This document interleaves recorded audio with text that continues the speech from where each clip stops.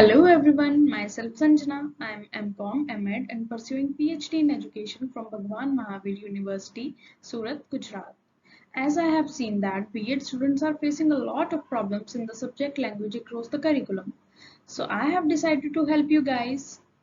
Now we will discuss about the topic rule governed system and language. So let's start the topic. First of all, language word है ये हमारे पास language word कहाँ से आया था। Language word आया था हमारे पास लिंगुआ से। लिंगुआ, और लिंगुआ का मतलब क्या था? टंग। लिंगुआ से बना लैंग्वेज।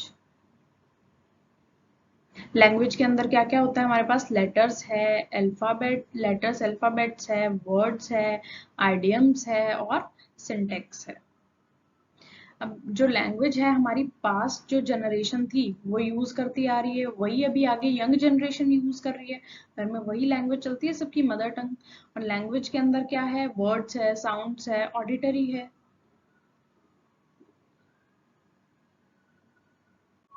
अब देखिए जो लैंग्वेज वर्ड है, बेबी का जैसी बर्थ हुआ उसका जो फर्स्ट क्राई है वो भी उसकी लैंग्वेज है। जो भी वर्ड्स यूज कर रहा है वो उसकी भाषा है। तो जो बर्थ है, लैंग्वेज ऐसा एक प्रोसेस है जो बर्थ से स्टार्ट होता है और डेथ तक चलता रहता है, ऐसा कंटिन्यूअस प्रोसेस है।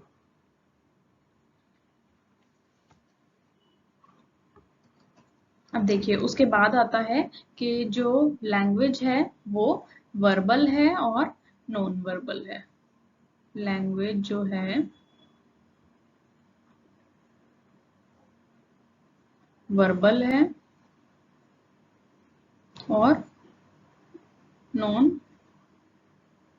वर्बल है।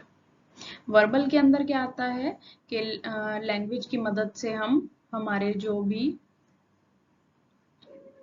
आइडियाज है एक्सप्रेस कर सकते हैं, हमारी फीलिंग्स,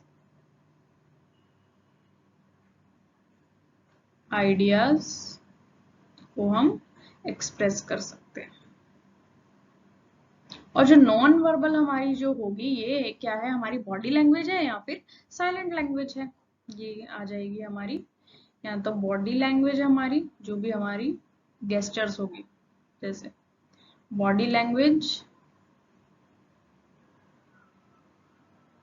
या फिर हमारी जो है साइलेंट लैंग्वेज होगी।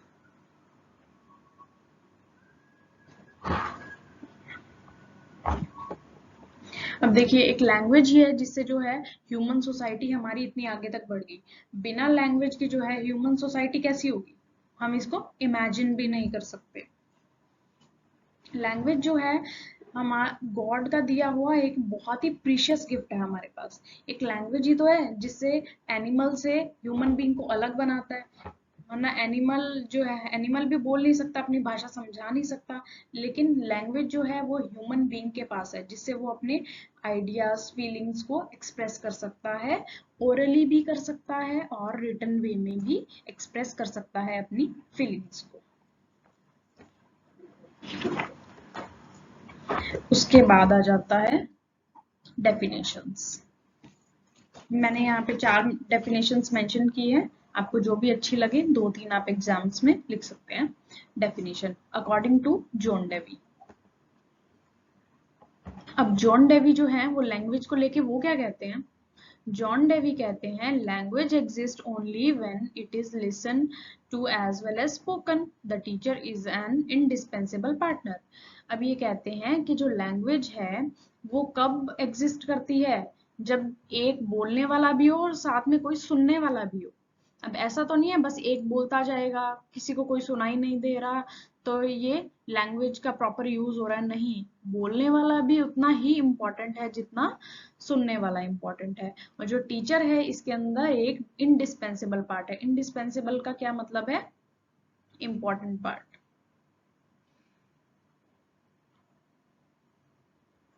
देखिए बोलने वाला और सुनने वाला, इसका बेस्ट एग्जांपल तो स्कूल कॉलेज में हो सकता है ना।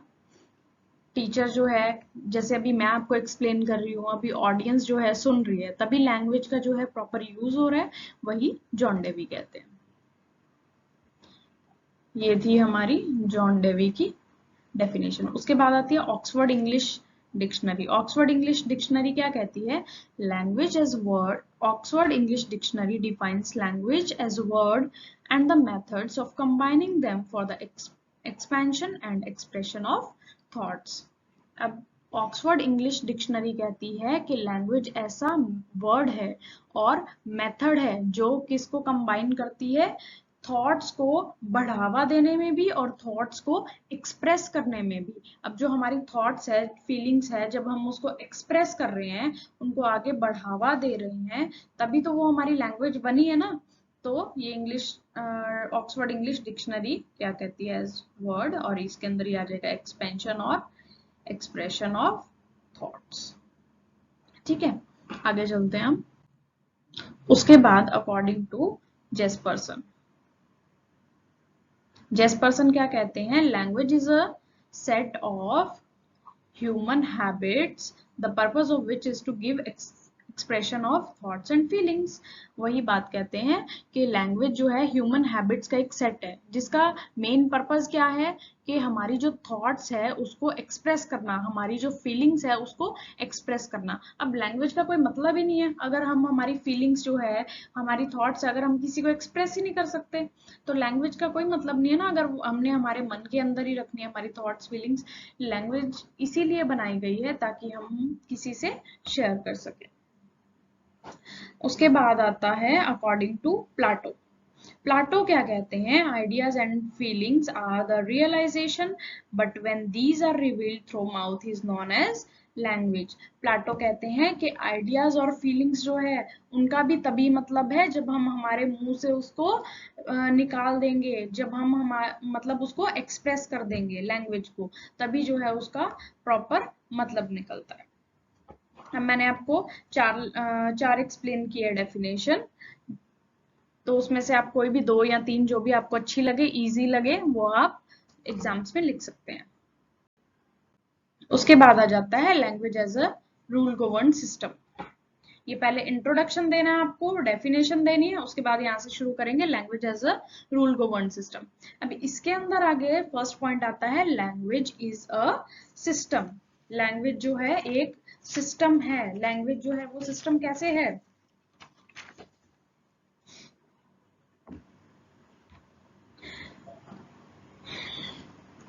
लैंग्वेज जो है वो, जैसे अब हमारी बॉडी है, वो कैसे काम करती है? उसके अलग अलग ऑर्गन्स हैं, सबका अपना अलग अलग काम है कि ये इस ऑर्गन का काम है, ये उस ऑर्गन का काम है। ऐसे जो है पूरी हमारी जो बॉडी है वो फंक्शन करती है। ऐसे ही सेम लैंग्वेज के अंदर भी है। लैंग्वेज कैसे फंक्शन करेगी? जब उसके अंदर साउंड्स, वोकैबलरी और उसका एक स्ट्रक्चर होगा। जब तक इन चीजों का एक सिस्टमैटिक अरेंजमेंट नहीं होगा, तब तक जो है लैंग्वेज नहीं बन सकती। अगर हमारे पास कोई साउंड ही ना होती, कौन से वर्ड की क्या साउंड है, तो फिर लैंग्वेज बन सकती है? नहीं बन सकती। प्रॉपर वोकैबलरी नहीं है हमारे पास, तो लैंग्वेज बन सकती है? नहीं बन सकती। तो इसके लिए सबसे पहले साउंड्स आई थी, वोकैबलरी थी, स्ट्रक्चर थी, इनको जोड़ के क्या बना था? लैंग्वेज एक सिस्टम बना था।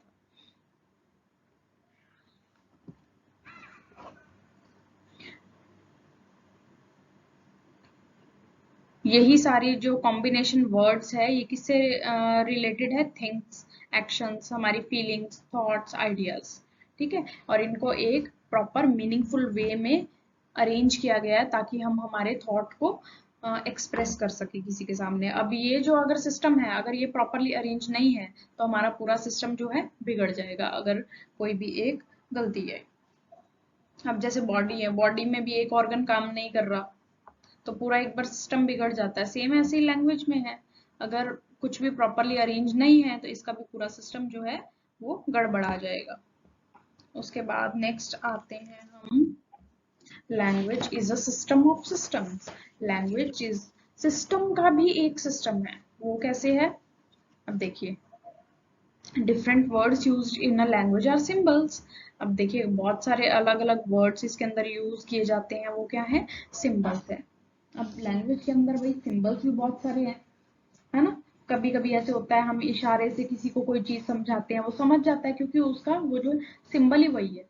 अब इसके लिए अगर मैं आपको एग्जाम्पल दूं, तो मैं आपको देती हूँ एग्जाम्पल। जैसे अगर मैं आपको ट्रेन का एग्जाम्पल दूं, ट्रेन आती है, आपने देखा है ट्रेन चलती है, तो उसको कौन सा ग्रीन फ्लैग देना पड़ता है, उससे क्या है ट्रेन चल पड़ती है। ये एक सिंबल है, उसको पता है ग्रीन फ्लैग या ग्रीन लैम्प, कुछ भी ग्रीन लाइट आएगी तो मुझे चलना है, तो ट्रेन चल पड़ेगी। किसी ने कुछ बोला नहीं, अपने फीलिंग्स एक्सप्रेस नहीं की, कुछ भी नहीं हुआ, सिर्फ एक इशारा किया, ग्रीन फ्लैग दिखाया और ट्रेन चल पड़ी। ऐसे ही सेम अगर रेड फ्लैग जो है, ट्रेन को अगर रेड फ्लैग दिखा देंगे तो क्या होगा, ट्रेन रुक जाएगी। ये भी क्या है, सिंबल है। ठीक है। तो क्या है कि लैंग्वेज जो है इसके अंदर सिर्फ वर्ड्स वगैरह नहीं यूज किए जाते, इसके अंदर कुछ जो है सिंबल्स भी हैं वो यूज किए जाते हैं। और इन्हीं का ही जो है अपना एक साउंड्स का, वर्ड्स का, इन्हीं का ही अपना एक सिस्टम बन चुका है। इसीलिए कहा गया language is a system of systems.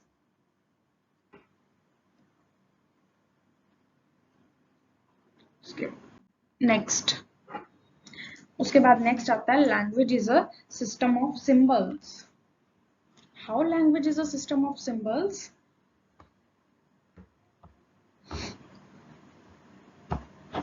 अब देखिए, अब सिंबल्स तो मैंने आपको बता दिया, सिंबल्स होते हैं, उनको यूज करना चाहिए। ठीक है। अब सामने वाले को भी तो समझ आना चाहिए ना कि ये जो है, अगर कोई सिंबल यूज कर रहा है इसका क्या मतलब है। अब अगर ट्रेन जो चला रहा है ड्राइवर है, अगर उसको पता ही नहीं है कि ग्रीन फ्लैग शो कर रही है इसका मतलब क्या है, रेड फ्लैग शो कर रही है इसका मतलब क्या है, तो सिंबल का कोई मतलब रहा नहीं। तो जो सिंबल है वो सामने वाले को समझ में आना चाहिए। हमारे कोई भी अगर है, हम किसी से बात कर रहे हैं, मैं समझा रही हूँ, मैं ये आपको समझा रही हूँ तो आपको समझ में आना चाहिए, तभी इसको समझाने का मतलब है।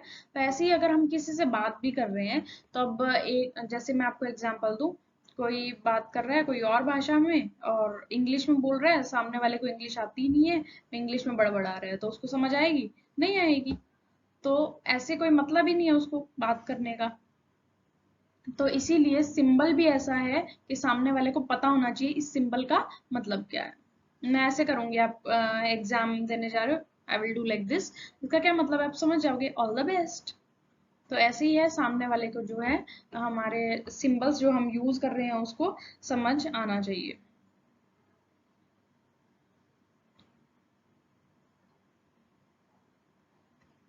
अब जैसे अब मैं बोलूं कप, द वर्ड कप, ठीक है, आप समझ जाओगे CUP कप है। ठीक है। और अगर किसी को नहीं पता तो कोई इसको ये भी समझ सकता है ना। उसको नहीं पता इसकी साउंड क्या है कैसे है, तो इसको ये समझ लेगा। तो ये बहुत जरूरी है कि जो हम समझा रहे हैं, एक्सप्लेन कर रहे हैं, वो सामने वाले को भी समझ आना चाहिए। उसके बाद आता है symbols of language are arbitrary.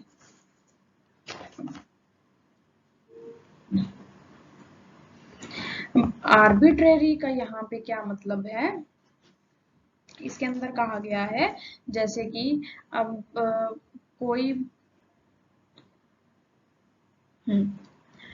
Language और किसी ऑब्जेक्ट को हमने जो नाम दे दिया, उसका कोई बहुत इंपॉर्टेंट रिलेशनशिप नहीं है उसका आपस में बीच में। जैसे अभी मैं आपको एक एग्जांपल से समझाती हूँ तो आपको अच्छे से समझ आ जाएगा। जैसे इन्होंने दिए यहाँ पे, an animal is called animal traditionally. ठीक है। अब एनिमल था, हम तो हमेशा से सुनते आ रहे हैं वर्ड एनिमल, ट्रेडिशनली यही चलता आ रहा है और आगे भी, आगे वाली जनरेशन भी एनिमल को एनिमल ही यूज कर रही है। तो इसमें क्या है, इसको कोई साइंटिफिक रीजन, साइंटिफिक प्रिंसिपल के ऊपर बेसिस पे इसका ये जो नाम है एनिमल, ये नहीं दिया गया।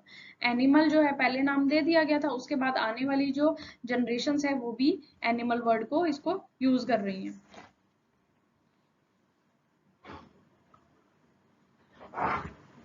उसके बाद आता है नेक्स्ट, लैंग्वेज इज वोकल। अब देखिए, लैंग्वेज कोई ऐसी चीज नहीं है कि कोई भी कहीं भी कुछ भी खाली पड़ा है वहां ले जाके पटक दिया, नहीं। लैंग्वेज जो है बहुत इंपॉर्टेंट चीज है, जो हमारी स्पीच के अंदर बहुत इंपॉर्टेंट रोल प्ले करता है लैंग्वेज। लैंग्वेज जो है वो जैसे मैंने आपको पहले भी बताया था, लैंग्वेज जो है ओरल फॉर्म में भी हो सकती है, लैंग्वेज जो है वो रिटन फॉर्म में भी हो सकती है। ठीक है, बहुत सारी ऐसी फॉर्म्स हैं, लैंग्वेज ऐसी है जिसकी कोई रिटन फॉर्म है ही नहीं, उसकी सिर्फ ओरल फॉर्म है। और मोस्टली वैसे ऐसी हैं जिनकी रिटन फॉर्म भी है और ओरल फॉर्म भी है, दोनों है। ठीक है,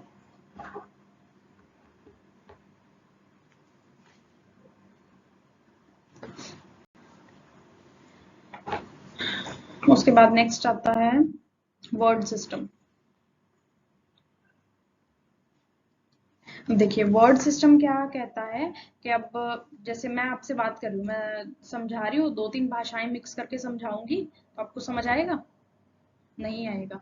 तो जिस भाषा में हम बात कर रहे हैं, सामने वाले को जो समझ आ रहा है, हमें वही सेम लैंग्वेज के अंदर उसको समझाना है।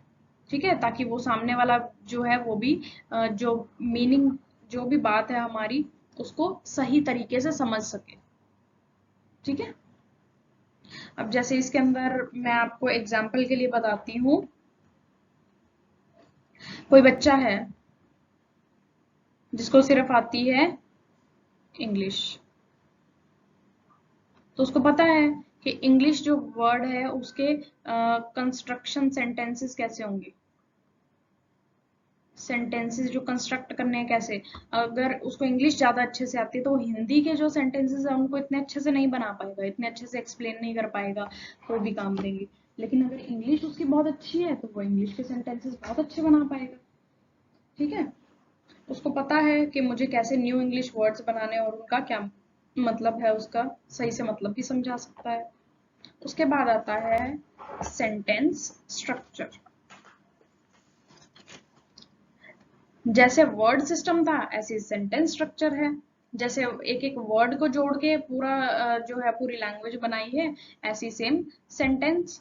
अगर हम कोई जो भाषा बोल रहे हैं उसके अंदर जो सेंटेंसेस है, पूरे पूरे सेंटेंस भी तो है, उन्हीं को तो जोड़ के हमारी भाषा बनी है। ऐसा तो नहीं है कि बस एक वर्ड बोल दिया तो सामने वाला समझ जाएगा, नहीं समझ सकता। तो इनको जोड़ के भाषा से ही हमारे जो सेंटेंसेस बने हैं और वही फुल और मीनिंगफुल सेंस देते हैं। अब मैं जो बोल रही हूँ इसका एक मीनिंगफुल सेंस है, समझ आ रही है आप लोग को, तभी मैं बता रही हूँ ये। ऐसे ही है, कोई भी आप किसी से बात करते हो, सामने वाले को समझ आ रही है तभी हम उससे बात करने में इंटरेस्टेड होंगे। अगर हमें उसकी भाषा ही नहीं समझ आ रही, हम क्या उसके अंदर इंटरेस्टेड होंगे? नहीं इंटरेस्टेड हो सकते उसके अंदर। क्या समझेंगे, हमें कुछ समझ ही नहीं आ रहा। उसके बाद आप इसके अंदर ऐड करेंगे फंक्शंस ऑफ लैंग्वेज। अब लैंग्वेज जो है उसके फंक्शंस क्या क्या हैं? सबसे पहला फंक्शन आता है एक्सप्रेसिव फंक्शन। एक्सप्रेसिव फंक्शन, ठीक है। अब जैसे मैंने आपको पहले बताया था कि हर ह्यूमन बीइंग जो है उसके अंदर कुछ फीलिंग्स होती है, आइडियाज होते हैं, थॉट्स होते हैं जो उसके दिमाग में चलते रहते हैं। और कभी कभी उसको ऐसे लगता है कि अरे यार आज तो मुझे अपने जो आइडियाज है किसी से कुछ जैसे पढ़ाने का आइडिया है, कुछ भी उसको आइडिया है, या कोई नई दुकान खोलनी है, एबीसी कुछ भी उसको आइडिया है, तो उसको लग रहा है यार किसी से सलाह लेता हूँ। तो वो उसके दिमाग में, वो सलाह लेने के लिए किसी के पास जाएगा तो मतलब वो क्या है, अपने आइडियाज को एक्सप्रेस कर रहा है, मैं ऐसा करूँ या नहीं करूँ। ठीक है, अब कोई इमोशनल है, कोई चीज को लेके बहुत ज्यादा परेशान है, उसको लग रहा है अरे अभी किसी से शेयर कर लूंगा तो मेरा मन हल्का हो जाएगा थोड़ा। तो वो जब तक अपने इमोशंस जो है वो किसी के साथ शेयर नहीं करेगा तब तक उसका मन हल्का नहीं होगा।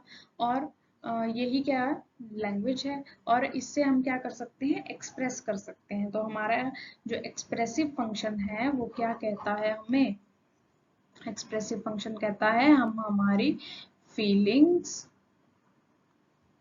आइडियाज, थॉट्स, इनको सबको एक्सप्रेस कर सकते हैं। ठीक है, और वो किसकी मदद से, लैंग्वेज की मदद से। एक यहाँ पे वो भी लिख लीजिए आप, इमोशंस बताया था ना मैंने।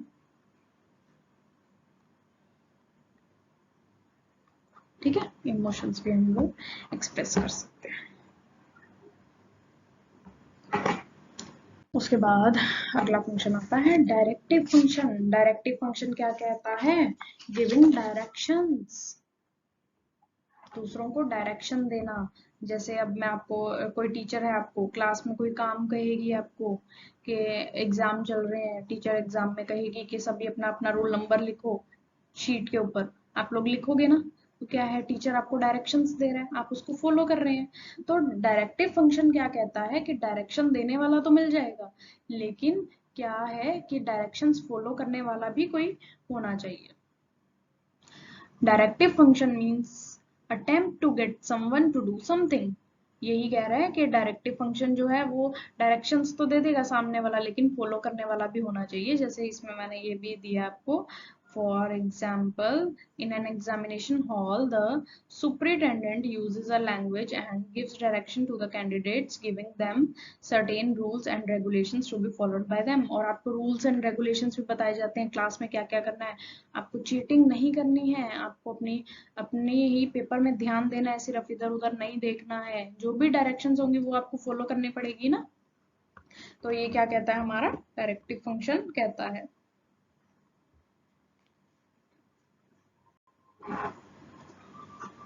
उसके बाद नेक्स्ट आता है कम्युनिकेटिव फंक्शन। कम्युनिकेटिव फंक्शन क्या कहता है, अब कम्युनिकेटिव का क्या मतलब है, कम्युनिकेट, कम्युनिकेट हम क्या कर सकते हैं, एक दूसरे से बातचीत कर सकते हैं, मतलब हमारी फीलिंग्स जो है हम दूसरे पर्सन के साथ शेयर कर सकते हैं, यही कम्युनिकेशन कहता है ना, कम्युनिकेट।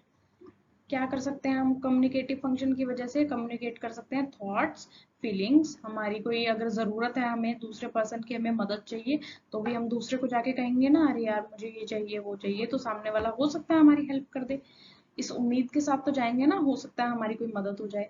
और हम कैसे कह सकते हैं, कम्युनिकेट कैसे कह सकते हैं, ओरल फॉर्म में भी, रिटन फॉर्म में भी। अब रिटन फॉर्म में जैसे हम उसको मैसेज भेज सकते हैं, है ना, ओरल फॉर्म में उसको सामने जाके फेस टू फेस इंटरेक्शन हो सकता है।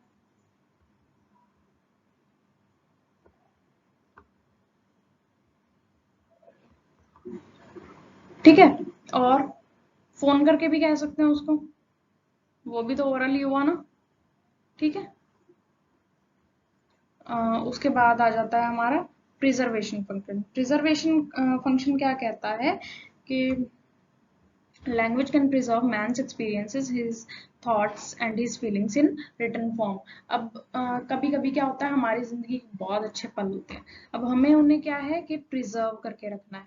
तो एक लैंग्वेज है जिससे हम लिख के रिटन फॉर्म के अंदर हम उसको प्रिजर्व करके, सेव करके, प्रिजर्व का क्या मतलब है, सेव करके, हम उसको सेव करके रख सकते हैं। अब जैसे मैं अगर आपको एग्जांपल दूं कि अगर हम कहीं घूमने गए हैं, फोटोज है, उसको हम सेव करके रखते हैं, फिर क्या है कि बाद में उसको याद करते हैं, अरे यहाँ गए थे, ये वो मेमोरी थी, वो थी, है ना, तो अच्छा लगता है। तो ऐसे ही सेम क्या है कि हम कोई भी हमारा एक्सपीरियंस है उसको लिख के भी हम शेयर, सेव रख सकते हैं, तो उसको बाद में पढ़ेंगे तो हमें वही मेमोरीज याद आएंगी, राइट।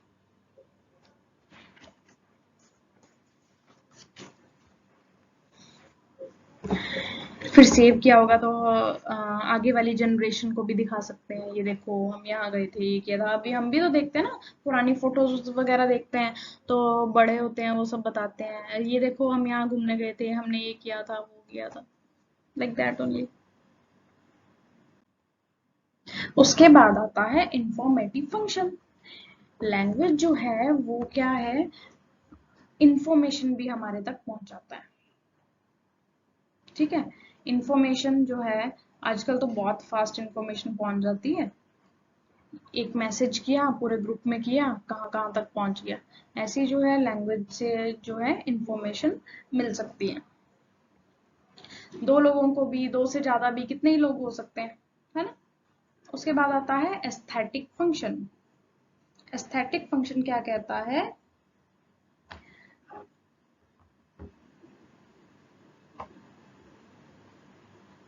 एस्थेटिक फंक्शन कहता है कि कभी कभी ऐसा हो जाता है कि कुछ फीलिंग्स है हमारी, वो हम शेयर करना चाह रहे हैं, लेकिन वो है हमारे मन के अंदर ही है, हम उसको एक्सप्रेस नहीं कर पा रहे। लेकिन जो है एस्थेटिक फंक्शन, इसकी मदद से हम हमारी फीलिंग्स को शेयर कर पाएंगे, तो हमारा मन हल्का होगा और हमें अच्छा लगेगा, हमें खुशी मिलेगी, इंटरनली सेटिस्फेक्शन मिलेगी। और एस्थेटिक फंक्शन कहता है कि मैसेज तो भेजा गया है वो ठीक है, और साथ के साथ उसका वे क्या है कम्युनिकेट करने का, अगर प्रॉपर वे से वो कम्युनिकेट किया जाएगा तभी वो है उसको सही तरीके से समझा जाएगा।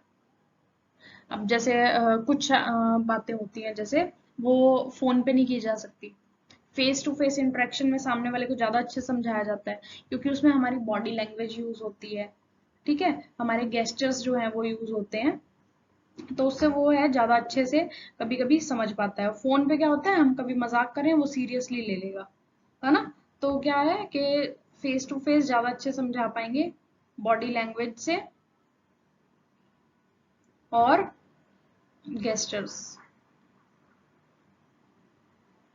तो मैसेज तो आप भेज रहे हो, किसी से बात कर रहे हो, अपनी आइडियाज फीलिंग्स एक्सप्रेस कर रहे हो, लेकिन जो उसका जो वे है कम्युनिकेट करने का, वो भी तरीका आपको ध्यान रखना है जरूर। अब यही जो है फंक्शंस खत्म हो जाते हैं और शुरू होती हैं करेक्टरिस्टिक्स ऑफ लैंग्वेज। करेक्टरिस्टिक्स करेंगे लैंग्वेज की। करेक्टरिस्टिक्स क्या क्या है? सबसे पहले आता है वर्बल कम्युनिकेशन। वर्बल क्या था, मैंने आपको पहले बताया था। वर्बल क्या था, हम हमारी जो फीलिंग्स आइडियाज हैं उनको एक्सप्रेस कर सकते हैं।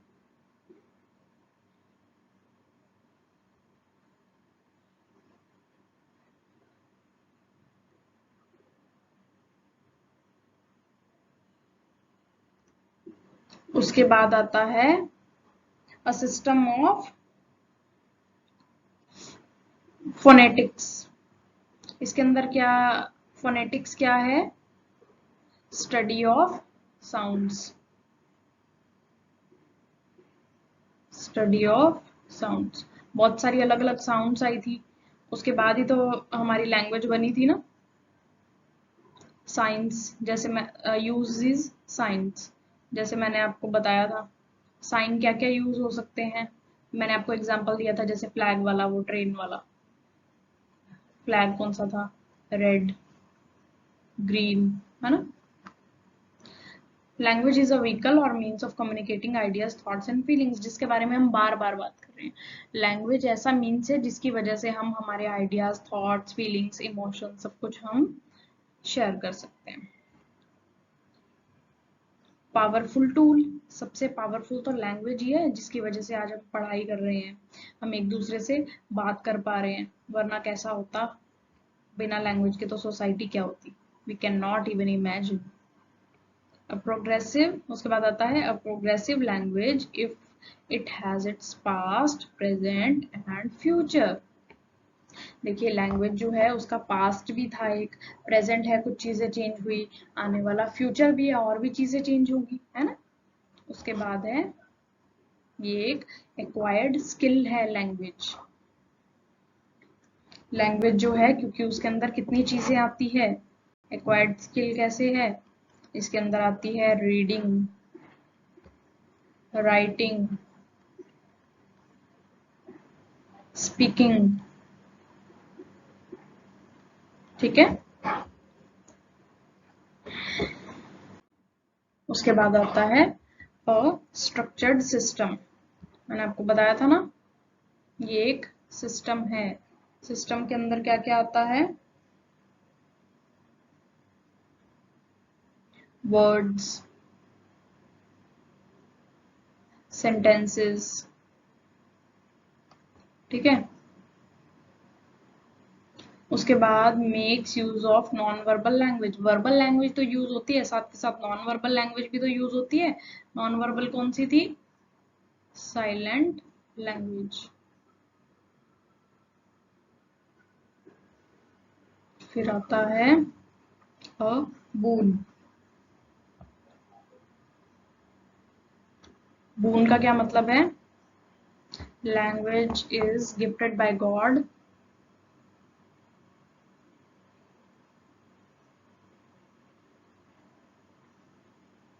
Gifted by God to human beings. उसके बाद आता है सिग्नल सिस्टम. सिग्नल सिस्टम क्या कहता है कि इसके अंदर बहुत सारे साउंड्स हैं, मैन की जो एबिलिटीज हैं वो एक्सप्रेस करता है.